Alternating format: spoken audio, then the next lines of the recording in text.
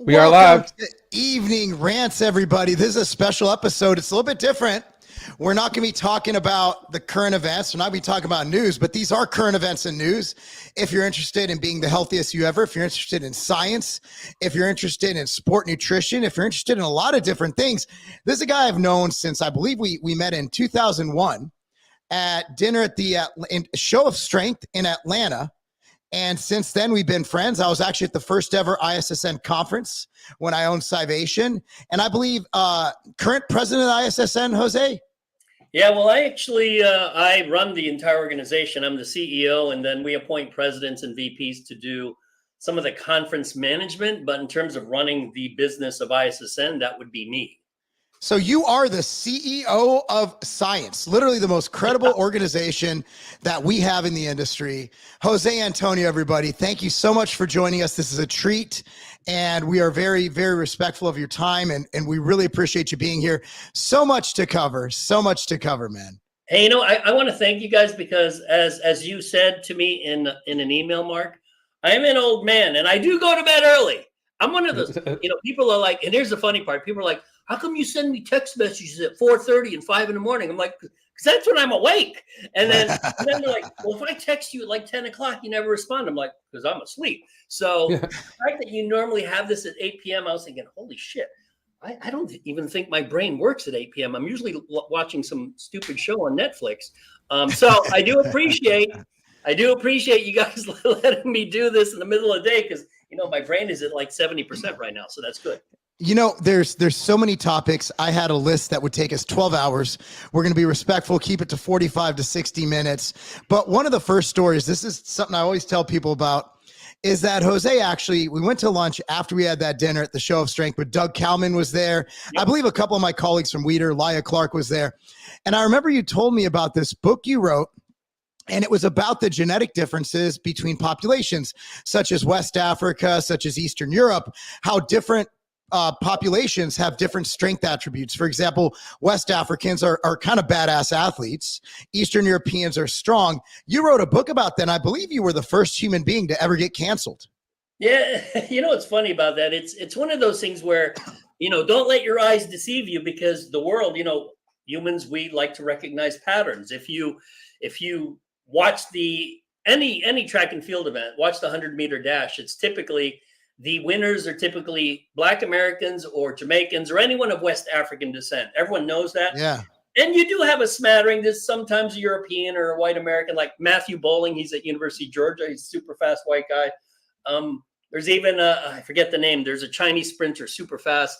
But those are the exceptions. Those are not the rules. So, when we look at the world and we see these patterns and we say what we see, people are like, oh, you can't say that. It's no different than, individuals of East European descent or European descent, especially Northern Europe, tend to dominate strength sports, strongman type events. And then you could maybe throw in the Samoans and the Tongans in there. So what's weird is that groups of people do not all have the same talents and abilities. And I think for some reason, it's hard for some people to understand when, in fact, our eyes tell us this every day. I mean, it's just one of those things. But the book you're referring to is called Speed Demons. And we went actually through the science of why individuals, Blacks of West African descent, tend to dominate in those sports.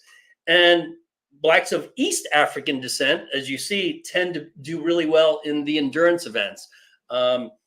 But obviously, when you're talking about world-class levels of in track and field, you're going to see a smattering of different people from different countries. But certainly in track, because the beauty of track is it's super democratic, meaning you don't need money to run.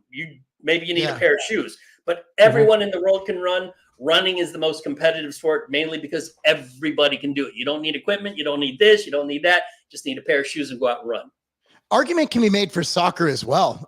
Football, as they call it everywhere but America. All you need is a ball. I remember taking my licensing courses at the USSF, and they had videos of kids playing in Africa, kids playing in Brazil in hallways, which is futsal. And that's where I think the athletes really breathe. That's where another whole podcast we could do is club sports and how it's kind of killed sports because we price out the real talent. You know what I mean? Like the real talent can't afford, inner city kid can't afford a 20,000 a year ECNL league. So that's where you see a lot of kids flourish in those leagues. Basketball in the hood, for example, right? Yeah, there's some sports. I think you see it a lot in baseball, softball, and soccer, that there are travel leagues now. And hey, my wife and I coached our kids. They played travel softball. They actually they were a very good team. And there are equipment and money issues related to that. And unfortunately, that's just the way the sport is, because softball and baseball, it's not cheap. You need very expensive. You need a field. You need a bat. I mean, I remember when I first bought my daughter a bat, and I didn't know anything about softball at the time. She was like 5 years old. And I went to Kmart or Walmart or something, and I came home with a bat. It was like this pink Jenny Finch bat. And my wife's like, how much did that cost? I'm like, $150. She's like, oh my God, $150. And now bats are a hell of a lot more expensive than $150. So at the time, I'm like, I don't know what a bat costs. It looked, I mean, my kid wanted it, looked pretty, so I'm getting it for her. That's such a dad move. Well, it's pretty. Kids smiling. There's really, like, we lose track of finance when it comes to our kids smiling. Well, the kid's smiling. I'm gonna buy this bat because I can't deal with my kids being sad. You know, I'm like, oh, you're sad. When my wife would be like, shut up, you're not getting it. Yeah, there's a semblance of order. But so that book's fascinating. Is it still available? Can people still buy it? Here's the funny part. We tried to publish it as a book like for years and years and years, and it got rejected. But then, and I don't remember the author, you guys might remember, someone else basically published it, and I forget what the name of it was, a fairly famous author. And I'm thinking, I'm reading it, I'm like, wow, this sounds exactly what we wrote. I mean, so basically someone scooped us, I guess, when it was more politically acceptable to say it. But yeah, someone beat us to the punch by taking our idea and actually publishing it. So now we need we need a case study on Caitlin. We need a case study on Caitlin Clark. That's what we need. We need a case study on her. So I mean, I'm waiting for your book to come out about biological men and women's sports. When's that coming out, Jose? I think you're too old for that smoke. I'll tell you this: men have no business being in women's sports. It's actually, to me, it's a very simple issue. To find it controversial, that's always been bizarre to me, because there are entire chapters dedicated in exercise science textbooks how there's a significant male versus female difference, and it's a huge difference. In fact, if you look at, and I'm a sort of a semi track and field fan, if you look at track and field records, by the age of 14 and 15, elite high school boys are already better than the best women in the history of sports. So you take the best female sprinter, FloJo, 1988, I believe she set the record, 10.49 seconds. Mm-hmm.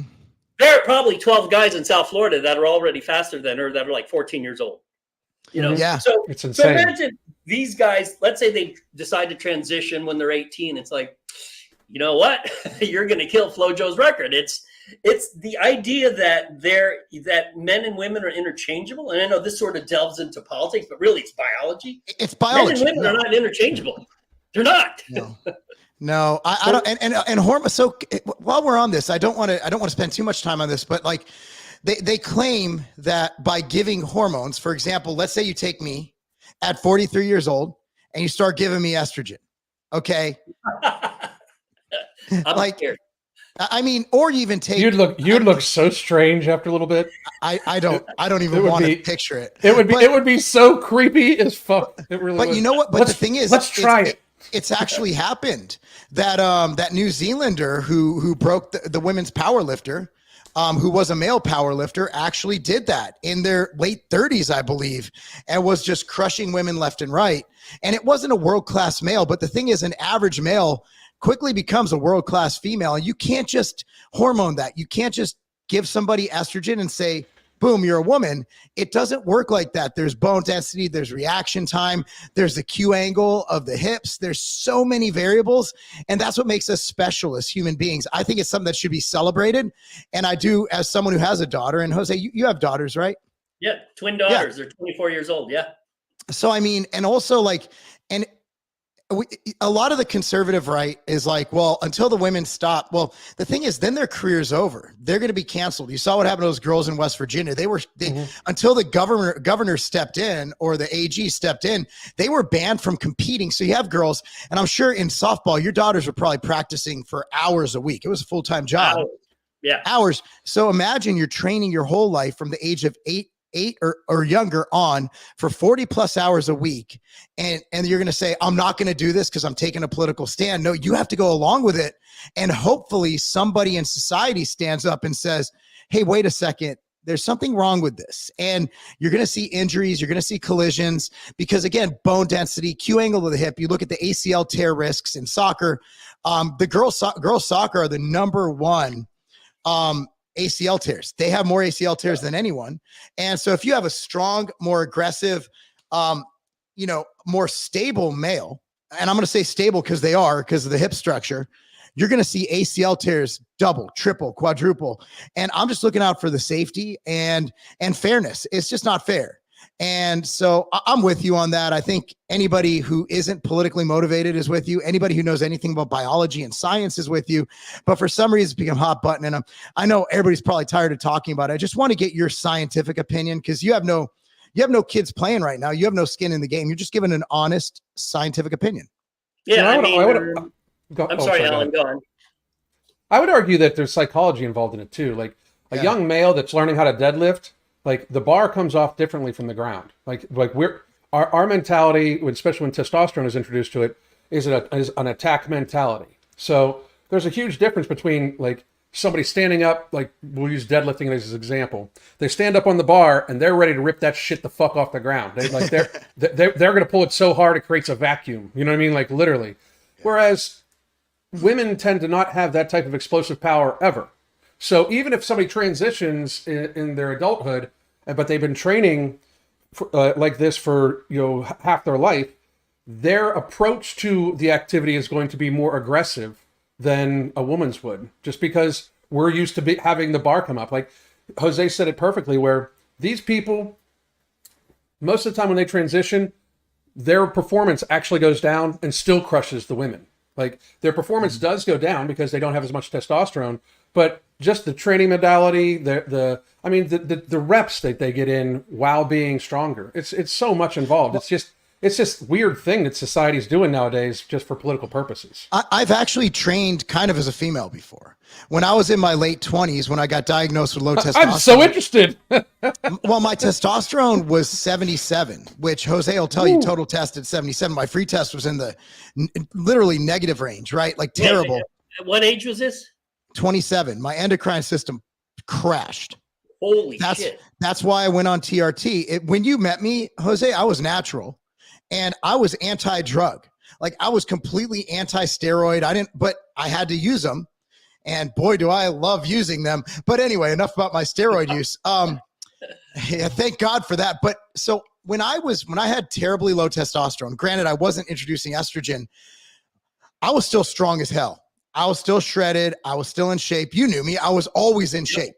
It didn't affect, all it affected, it didn't even affect my sex performance. I'm sorry, TMI. I'm just giving you guys a baseline of what it's like to have really low T and be a male who competes in bodybuilding.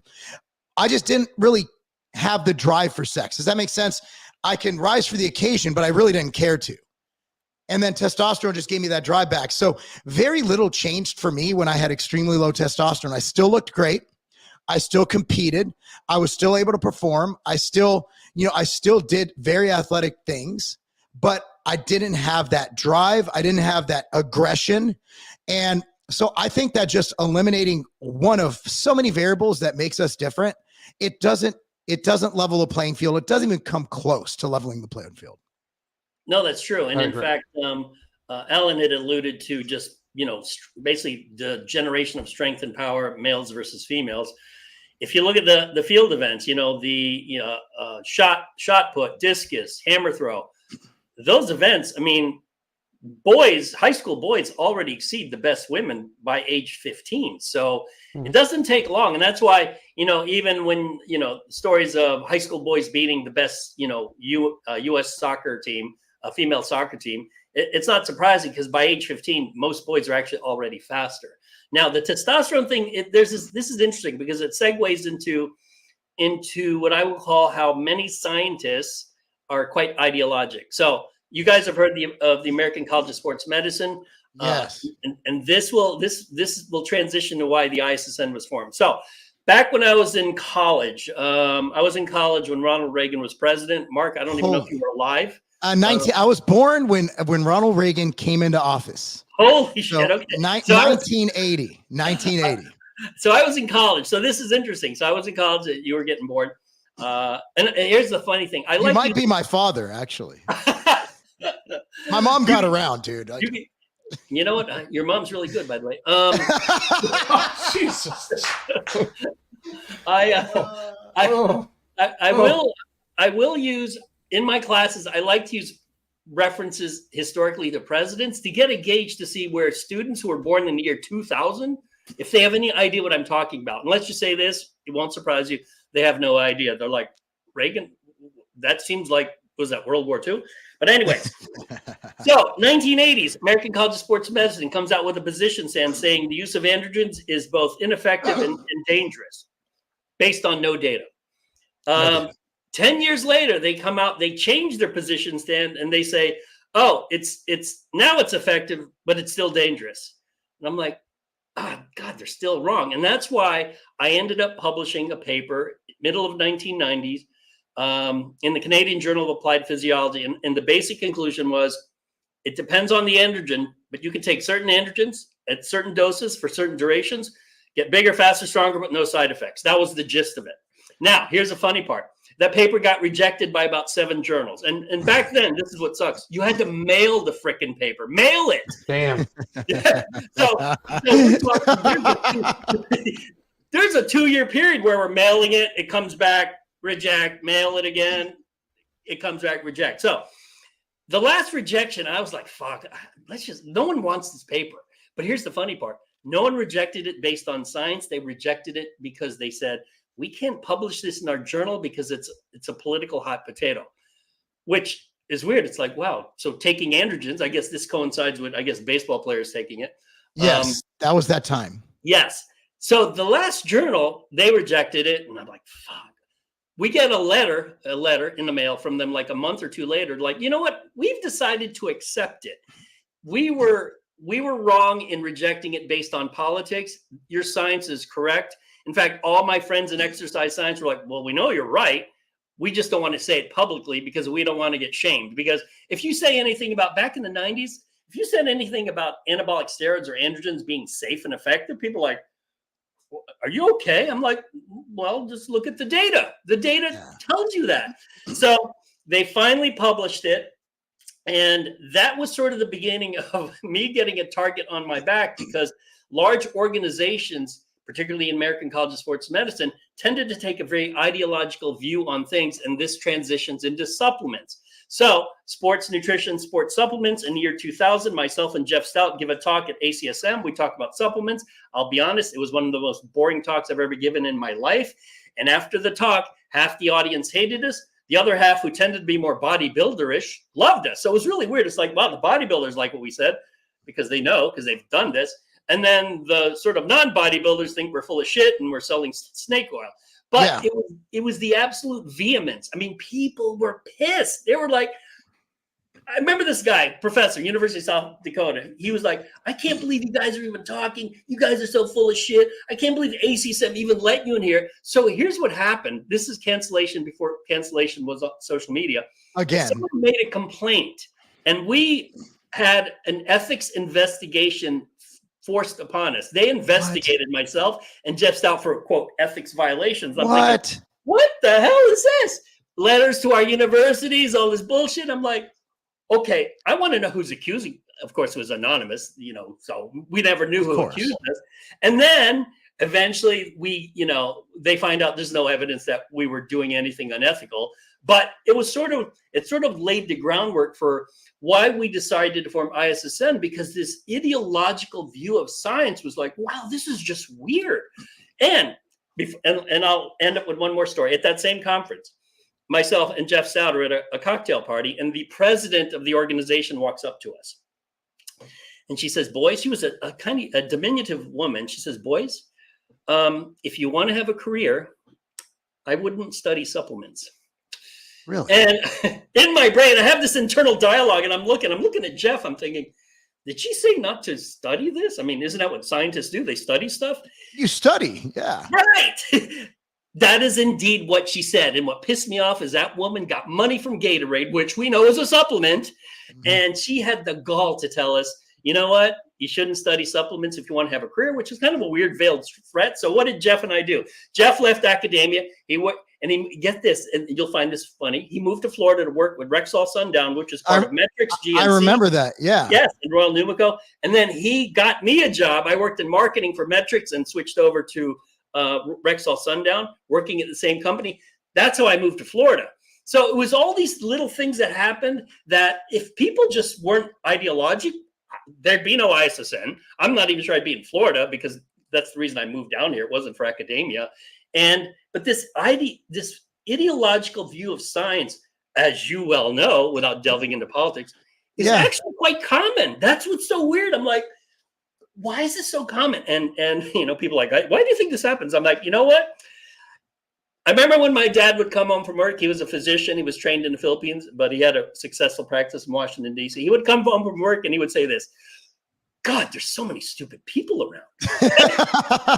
That's Alan right there, yeah. I'm thinking, you know what? I think my dad was right. I never understood why he'd come home pissed, but now I know why he was pissed. Well, the thing is, the goal of science is to disprove your hypothesis, or at least attempt to.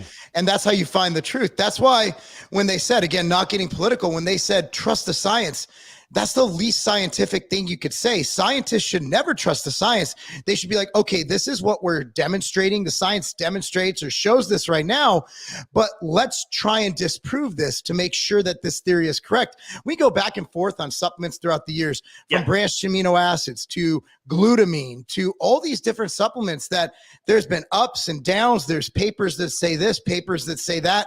And what we do in this industry, which is always fascinating, is the YouTube scientists do a great job of simply cherry picking. I could take any supplement on the market.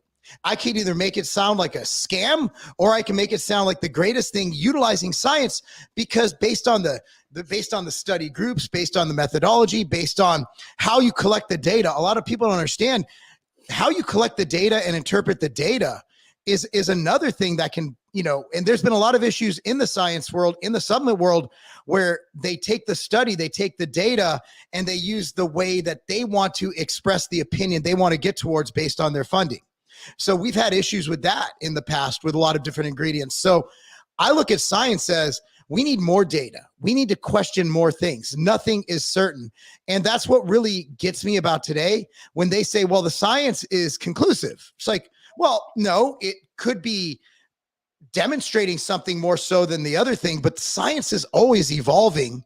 And I mean, for example, I always use this example. In the early 1900s, if you have a mental issue, like the first thing they did, the science showed frontal lobotomy. They put a hole in your head and they did this. Thank God we questioned that science. Like science evolves, technology evolves, methods evolve. And it's sad to see, but I mean, we've had that all along. But if you look at who started a lot of this, like a lot of the studies are funded by Gatorade, but at the end of the day, Gatorade did block a lot of things. And they did pay for a lot of studies and a lot of people. And they were kind of like a huge lobbyist group. Am I mistaken in that at the time? No, it's interesting. If you go back to the 80s, when I attended the American College of Sports Medicine fairly regularly, there was a very much a bias, maybe, I don't know if that's the right word, towards Gatorade. Gatorade was funding a lot of studies. We certainly know sports drink, depending on the context, will work better than water if you're, let's say, doing aerobic training for more than 60 to 75 minutes. We know that. But it wasn't so much that they were showing that sports drink were helpful. It was this weird anti-protein stance that they were taking, that, protein is bad for your kidneys. You don't need that much protein. And yet, so fucking sad. Yeah, it was. I'm thinking, okay, well, you need protein because you have to recover from training. How are you going to Mhm. recover? You can't just, suck down sugar and water and sodium and potassium. You Yeah. have to recover. And from the 1980s till about today, it's taken that long for the idea that protein is needed not just for strength power athletes. It's needed actually. In fact, you might argue it's needed more for athletes that engage in endurance events because they beat the shit out of their bodies. Yes. If you're running 120 miles a week, I don't think there's any amount of weight training that is comparable to what your body goes through running 120 miles a week. No. So for them, it's just simple recovery. Now, here's what's funny about the protein issue. When I remember attending a ACSM conference, and they typically would make fun of bodybuilders. So they put a picture of a bodybuilder up there, and they'd say, "No one's ever died of small muscles, sarcopenia. So no one's ever Actually, died of small yes. muscles." Yes, they have. I know, right? But it was one of those things where they had this Demonstrably false. yeah, like anti- hundreds of thousands of people a year. Millions. right. But it shows how how they can be sort of captured by these weird, ideologies, and that ACSM had this anti-resistance training, anti-protein stance for such a long time, and it really didn't change till after the year 2000. So here's the thing: even now, okay, in the middle, and this is sort of a sidebar, but when I did a lot of those high-protein diet studies in the mid 20 teens. I'll be honest, when I was doing it, I'd have this internal dialogue with myself saying, God, what a fucking waste of time. Of course, it's not going to make you fat. Of course, it's not going to harm your kidneys. Of course, it's not. However, apparently 99% of clinicians disagree with me. So I'm thinking, okay, I guess I have to do this to convince the 99% who I think are wrong. So we do it. It doesn't make you fat. It doesn't harm your kidneys. We even follow up for 2 years with these bodybuilders. Nothing happens. They're all lean. They're all healthy. But even 2 years, get this, Alan, Mark, 2 years, apparently. Well, now you got to do a 5-year study. Now you got to do a 10-year study. I'm like, I'll be dead. If I keep doing these long studies, I'll just be dead, right? So they keep moving the goalpost. And I'm thinking, you know what? Stick to your 0.8 grams per kilo of protein. I don't give a shit. I don't give a shit. Yeah, I mean, you guys, so the recommendations to ISSN, I believe the easy way to kind of express it is for athletes, you round up to a gram per pound just to make it easy for people to digest. Is that in the position statement? I believe it was a gram per pound. Yeah, well, at the low end, it's like 1.5 or 1.6 grams per kilo. But most of us, if you ask most of us, we'll say just do a gram per pound. Try to hit that. But if you do more, that's even better. Lean body mass or total weight? Total weight.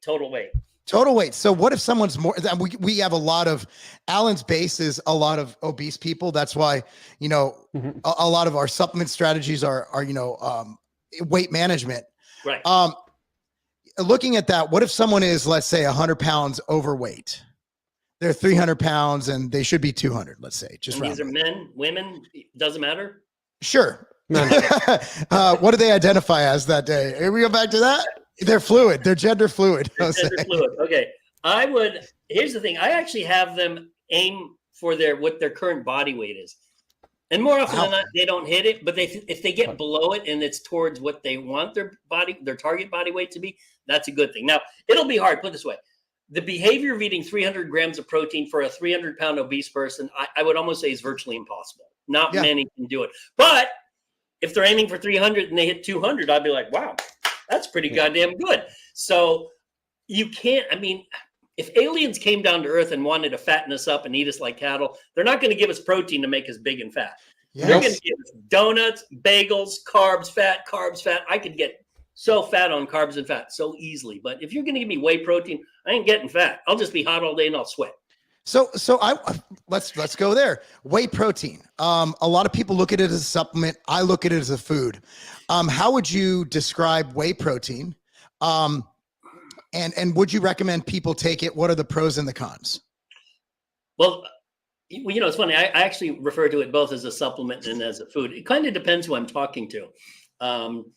I think because there's so much data on whey protein, I think the big pro is what it's high in all the essential amino acids. It's easily digestible. Although there are some people who say they just can't handle milk-based protein, which is fine. Try something else. easily digestible. It increases muscle protein synthesis in the acute sense, more so than anything else. Now, there are things we could argue about that, whether that matters. But it's probably the single best protein in terms of muscle protein, the muscle protein synthetic effect. I don't see anything wrong with it, other than the only complaint I hear is my gut feels funny, my belly, I can't do it. So they'll go for a plant-based thing like pea protein, rice protein, or whatever. Like ambrosia planta, Jose. Ambrosia Hey, planta. there That's you what we go. go for. Yeah. I have it right here, just in case.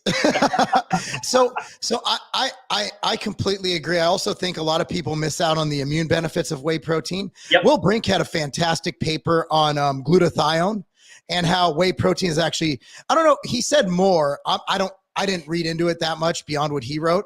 NAC is taken due to its ability to enhance glutathione.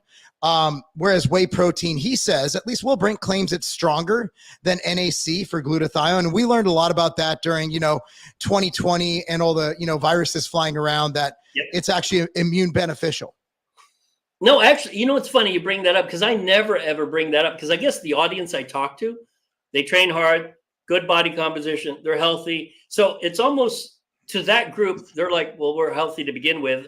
They never ask about the health benefits, but I'm glad you brought that up, because there's a lot of data going back like 20 or 30 years showing health benefits of whey. So that's good. That's fantastic. It is.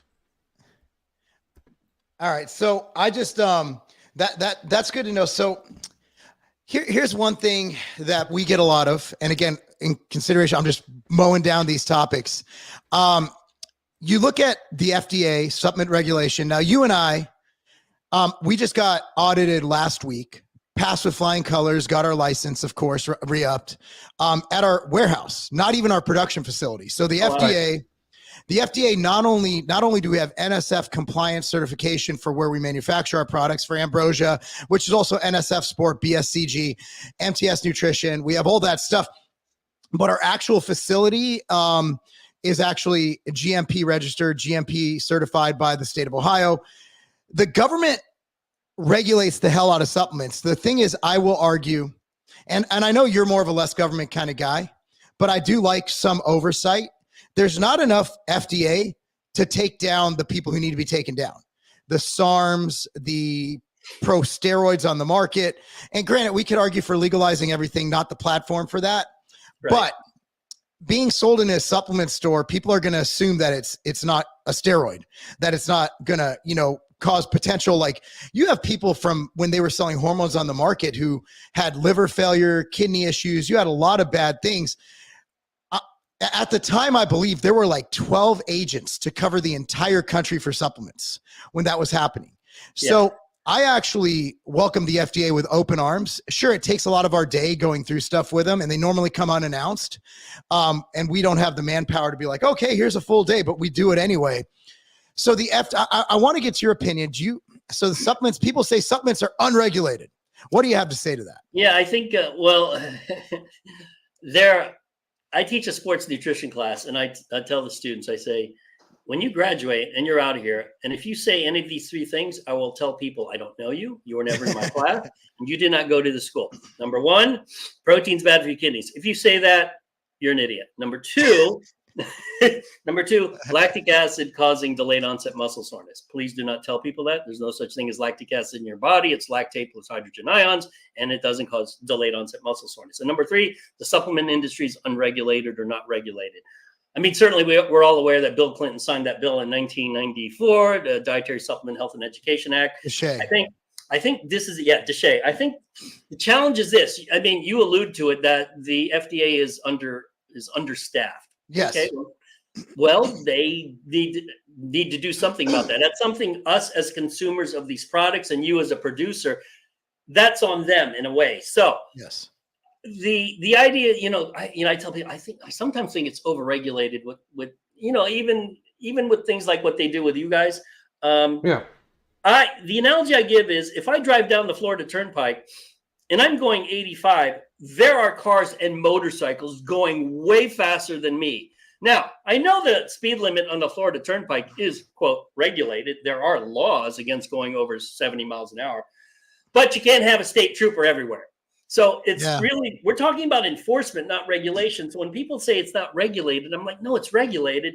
What your issue is, not you per se, but when people post this online, I'm like, you're talking about lack of enforcement, which I think I agree with that. It's like, they should enforce this stuff. Now, if they can't, they can't. You can't have a state trooper at every mile marker. So Right. it's okay. So what's the solution? Well, in a way that this is a federal solution, right? This has to go to either the Congress or the executive branch or whatnot. So, and then the question is, why is the FDA consistently understaffed? It's been like that for decades. Why is that? It's a good question. I don't know. I've had nothing but good experiences because I tend to not break the law. And I realize in this personal responsibility, I'm producing a consumable good.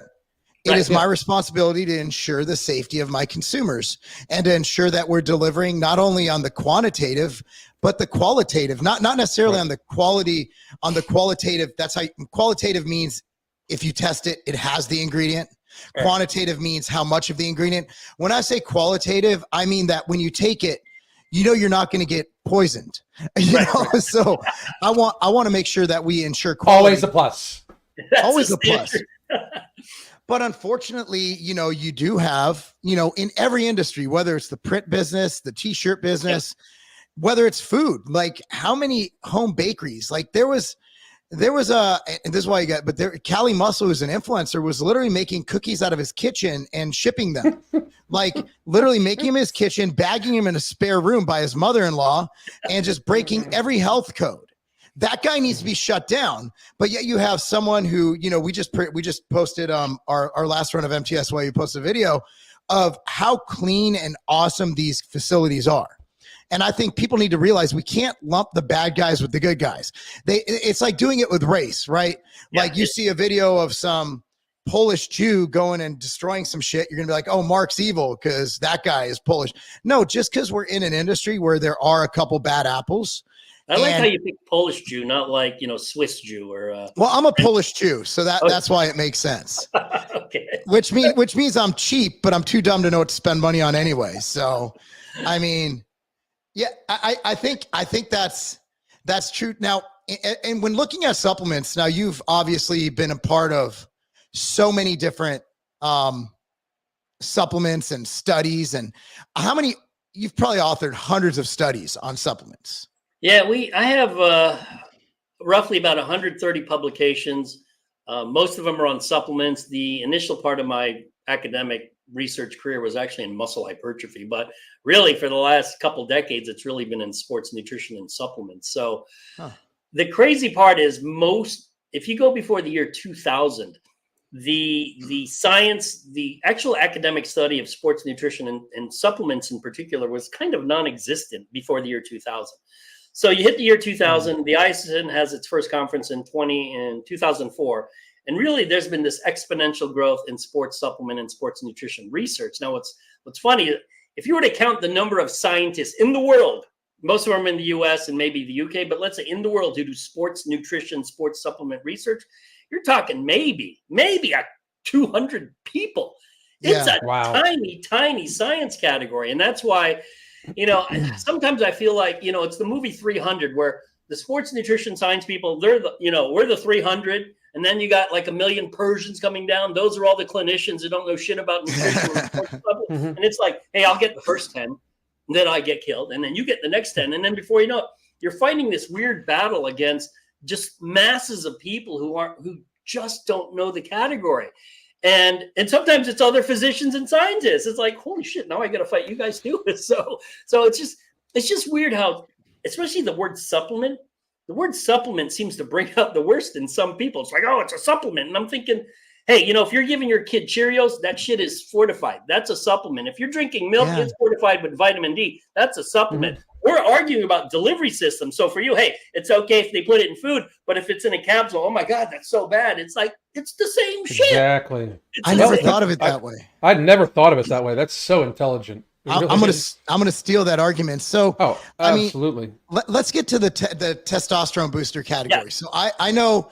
So I'm nuanced on the subject. Whereas before you say anything, I'm a science pragmatist, not a science purist. So I want to hear what you have to say. So my theory is there are ingredients that have shown endogenous increases in testosterone. The problem is a lot of the results, other than taking anecdotal blood work, a lot of the studies are done in sarcopenic elderly people. For example, Prima V, which is a shilajit extract, I believe, 20% increase in total and free test. I believe it was a smaller study, 60 or 70 people. Mm-hmm. And so they had a control group, well-designed study. And then you have the D-aspartic acid, which, you have pro and con. Some are big, some are little. 40% increase in total. I don't believe they got the free test on that one.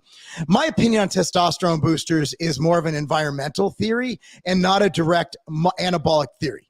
So my opinion is the reason we take health supplements, right, like vitamins, minerals, beyond just not dying, is because a healthy body processes things better. A healthy body with adequate, liver enzyme levels, adequate cholesterol levels, you're going to operate better. So if you have a supplement, and I always say this, I will never make a steroid claim for a natural test booster, but you have a supplement that provides a modest 20% increase in testosterone. Let's put that in layman's terms. If your testosterone's at 100 and you take that supplement, it goes to 120. That's still better, but is it going to lead to anything great environmentally? It'll lend something. Whether it's measurable, I don't know. Whereas if I inject testosterone, this is where I get mad at people, just like steroids. If I inject testosterone, depending on how much I inject, I go to 1,000, 10,000, 50,000, right? So you cannot make the drug claim for any supplement. You just can't, because steroids are that damn effective. So my thoughts on test boosters is, are they the end all be all? No. Do they provide an environment that will lend to the ability to perform better? Potentially, I say yes. What say you? No, I like the way you've walked that through. Let's deal with the 20% increase. So if you have if your testosterone is, let's say 600, let's say it's in the middle, 600 nanograms per deciliter, 20% increase is 720.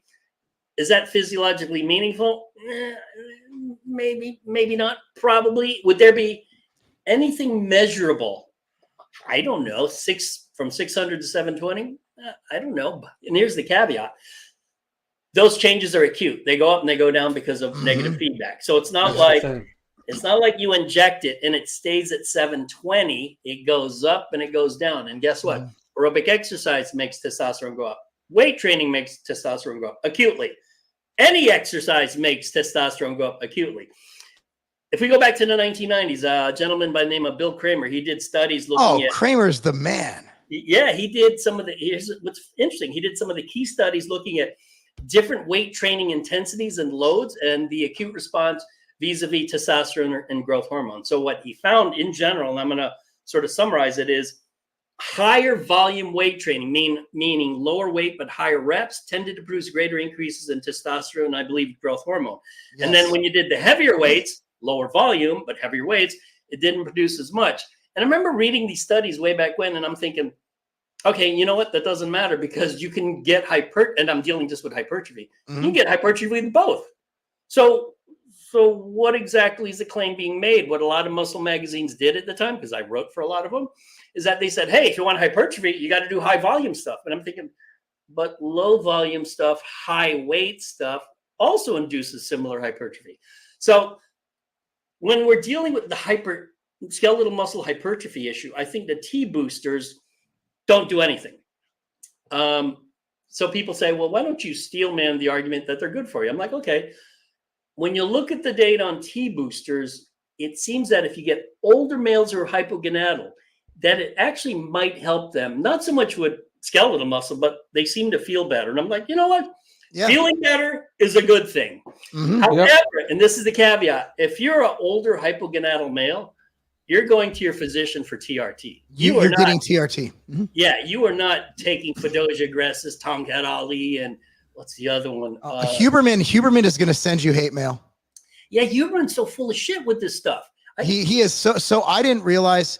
So I'd hate to take this ADD. Do you have ADD like us? You seem to be on the spectrum. Anyway, so Huberman, I was listening to him. I'm like, I didn't really fact check his stuff. Then he started talking about supplements. And when he came out with the test booster one, I was like, this guy's full of shit. And so then I looked at some of the other shit he said, and I delved into some of his cold plunge data, he's quoting the worst fucking data, and he's cherry picking data to support his views on a lot of stuff. Now, is he a net positive for science? Absolutely. Absolutely. But we need to be honest, intellectually honest, that some of the shit he says is out of control.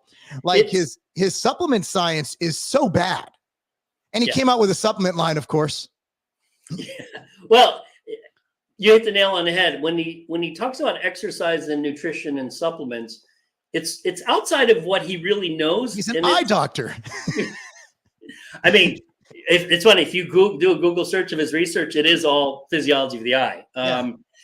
So there's that issue. And I have noticed that he does much less of that lately. He's not touching nutrition and exercise as much because it tends to be, wow, this is really some weird. It's almost, there's a naivete to how he interprets research. It's almost like a student reads an abstract and they're like, holy shit, if I sit in cold water for 4.3 minutes, fat oxidation goes up and I should be able to lose fat. It's like, no, that's actually not what the data says. Now we can spend another 10 hours on brown fat and its application in fat loss in human beings. Isn't it located like right here? And in adults, it's like minuscule, like you're active. Yeah, it's so small that it's meaningless. It's like going to your doctor and complaining about the pimple on your ass when you have pancreatic cancer. It's like, hey, doctor, I got a pimple on my ass. No, hey, buddy, you got pancreatic cancer. So people worry about these tiny things. Now, the T-booster thing, I have one last comment to say about it, is that it doesn't matter if it's Huberman or someone else selling it. And in fact, I think Jocko now is selling a testosterone. I sell a Prima V based and I sell a D-aspartic acid based, but I'm honest in my assessment. Yeah. I'm not selling it as a steroid. The way they're selling it is that it's targeted towards young males who obviously that's the nut demographic you want, and that it will create this anabolic environment. I'm thinking young males it's not going to help young males. But Mark, is it sexy to market it to the 65-year-old male who could be hypogonadal? I mean, does anyone give a shit? I mean, honestly, our sales are mainly to dudes over 30. It does have at least an anecdotal, increase in libido. Whether that's from the ancillary ingredients that we put alongside the T boosting ingredients, whether that's for whatever, there's human data. We have numbers. So if I'm going to be in that category, I'm going to be intellectually honest. Am I taking it? I'm on TRT. No. If you're on TRT, it's like throwing newspaper in a forest fire. You're not doing anything. But I think the key to supplement sales is you have data, you have this, you have that. I know you have to sell things, but you have to be intellectually honest.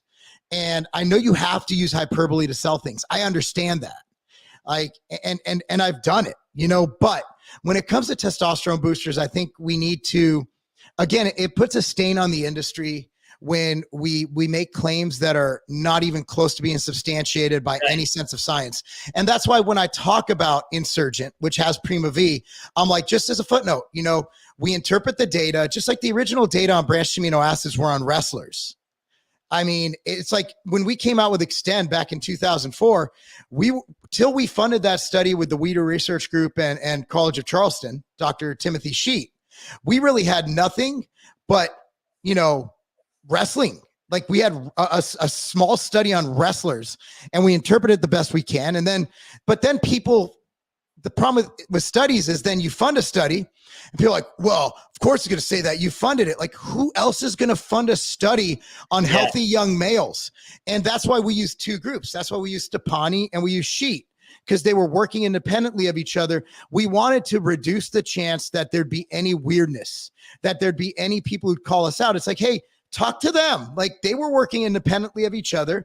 How collaborative studies work, obviously. Mm-hmm. And that's why I thought it was such a brilliant design, because it was I thought it was hater proof. I'm like, whatever the results would have came out, they came out in our favor, obviously with our interpretation of what we thought would happen. But no matter what the results would have been, I would have put them out there. Like it was good. Yeah. So that's my opinion on science. And science, again, but I want more studies on branched chains. I'm not funding anymore. I've already had a couple $100,000 for it, but no more branched chain studies from Mark Lobliner. I did my one. And I always tell people, I'm like, oh, disprove it then. I'm like, you can't afford to disprove my study. I think where the supplement industry gets really the the short end of the stick, besides a lot of other shit, but like it's nature's medicine. Like supplementation actually helps avoid chronic illness, disease, helps stave off sarcopenia and those sorts of things. And I just wish we could get to a point in society where instead of people like, oh, it's a supplement, like vitamin D is a supplement. Are you telling me vitamin D doesn't work? We supplement vitamin D to avoid all sorts of problems. I mean, Mark used it to kill his YouTube channel, but um, but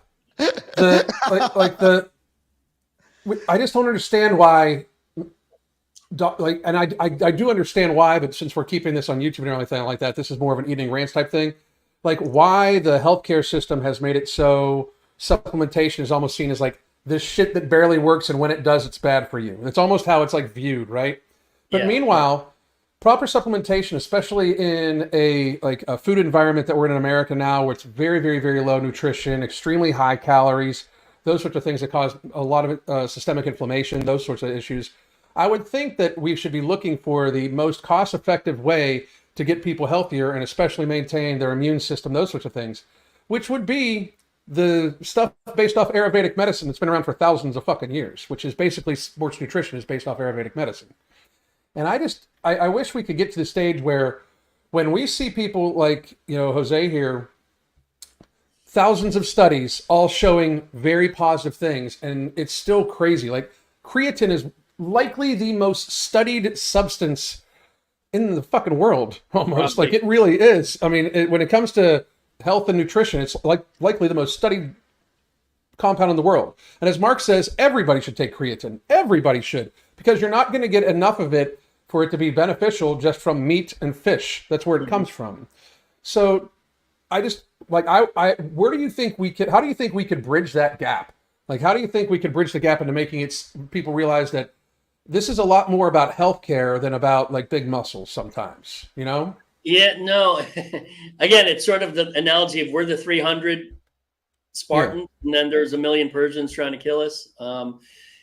You're going against a million Persians, figuratively. As I was alluding to earlier, I'm not a science purist. So when people say foods first, supplements second, my view of that is they're all consumable. There shouldn't be a hierarchy because nobody doesn't eat food. We all eat food. It's sort of, it's a given.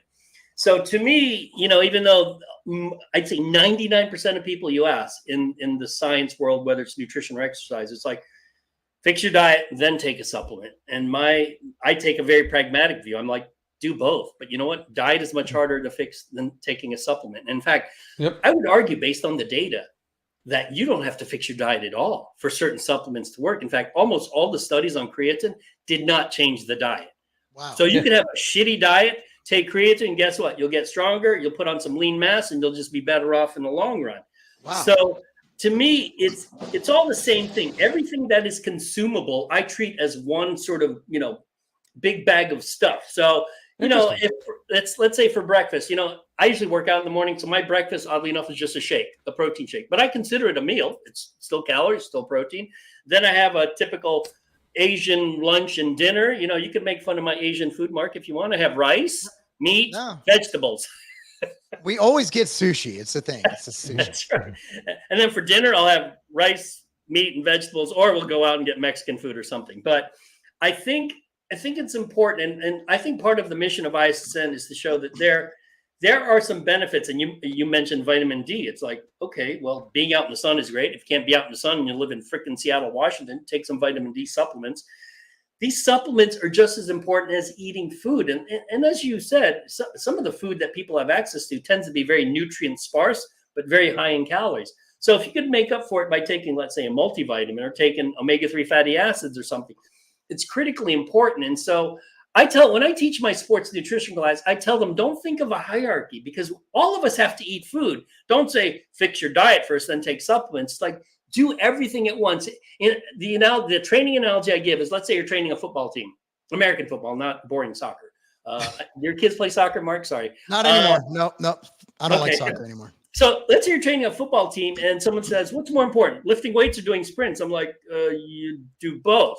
There's no hierarchy. Everything is important. So if you're someone who exercises and is looking for, better fitness, better health, eating food and taking supplements to me is the same category. Now, with that said, nothing beats exercise. Exercise supersedes everything. If you're not training, all this other stuff in a way doesn't even matter.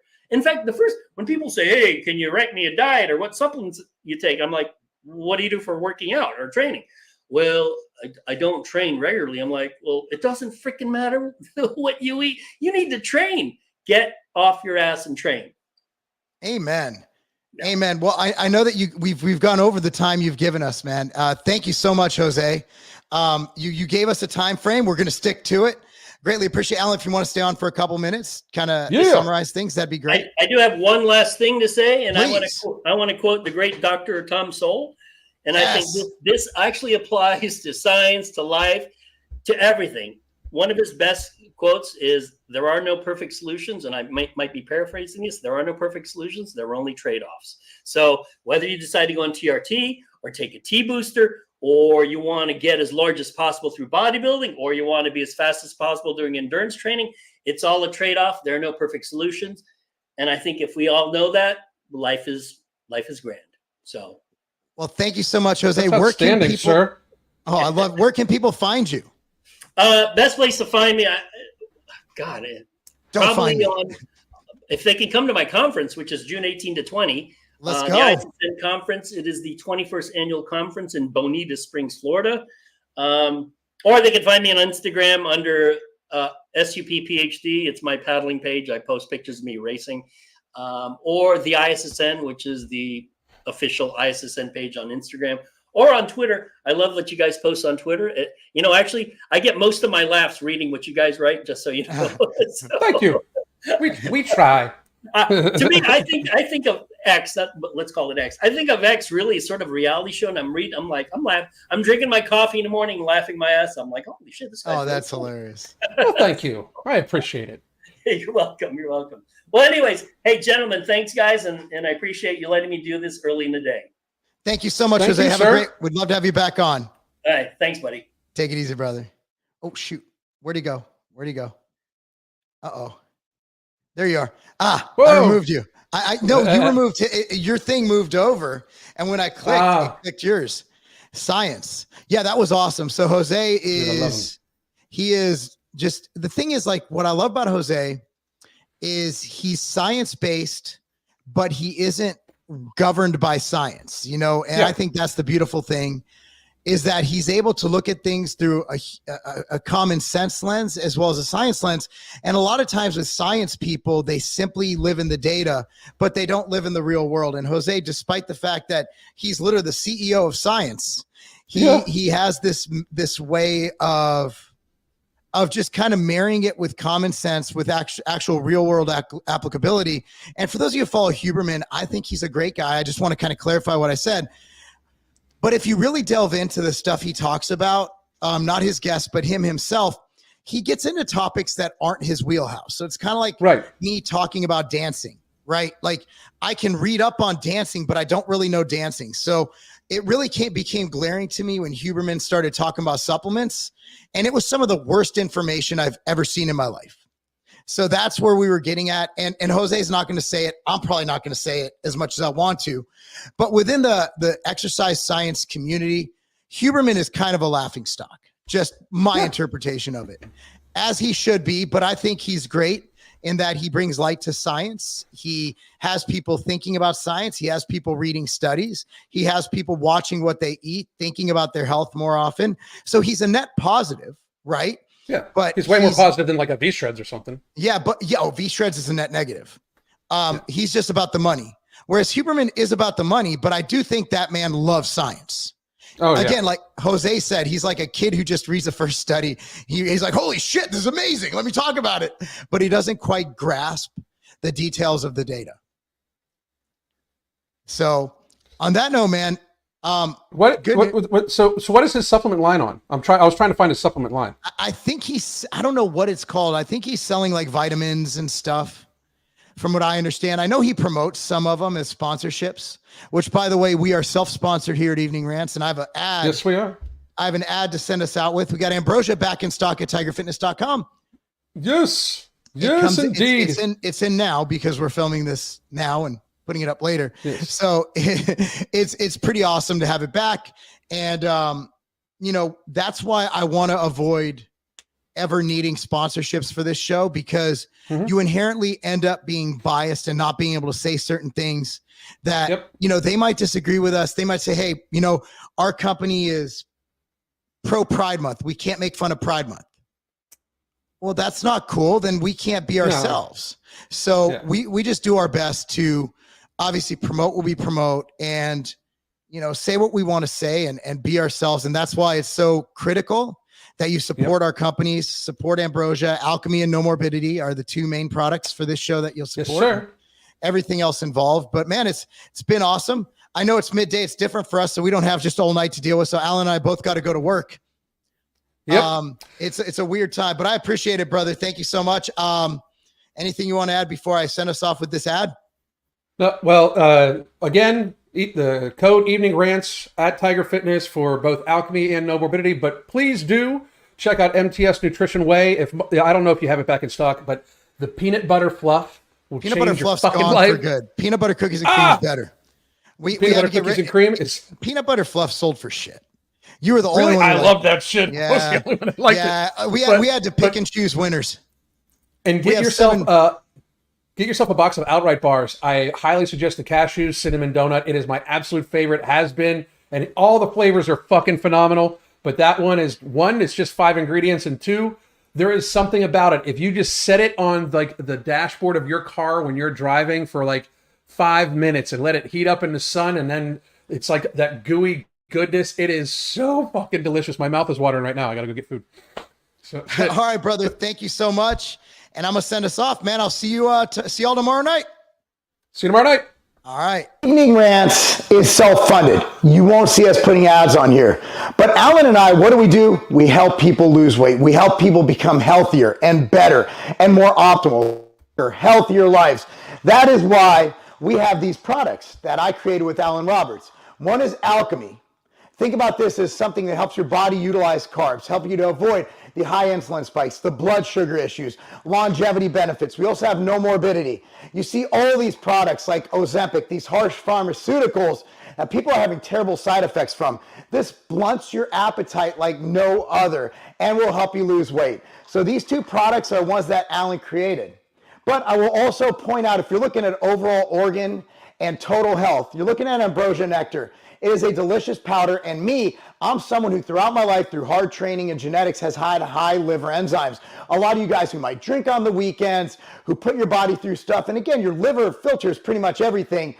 Liver health, organ health, heart health, all those things covered by Ambrosia Nectar. We also have the most delicious, top-selling plant protein in the country with Planta. Every Ambrosia product at tigerfitness.com is 10% off with coupon code Evening Rants. That is coupon code Evening Rants at tigerfitness.com. We want to help you reach your goals. And also, if you love what we do here, this is how you support us. We will not accept outside advertisers. We want to make sure that our opinions and our conversations are legit, are real, are not bought and paid for, that we don't have to be censored like the other podcasts who accept these things. We will not do that. That is why please go to tigerfitness.com, use coupon code Evening Rants, and pick up some Ambrosia today.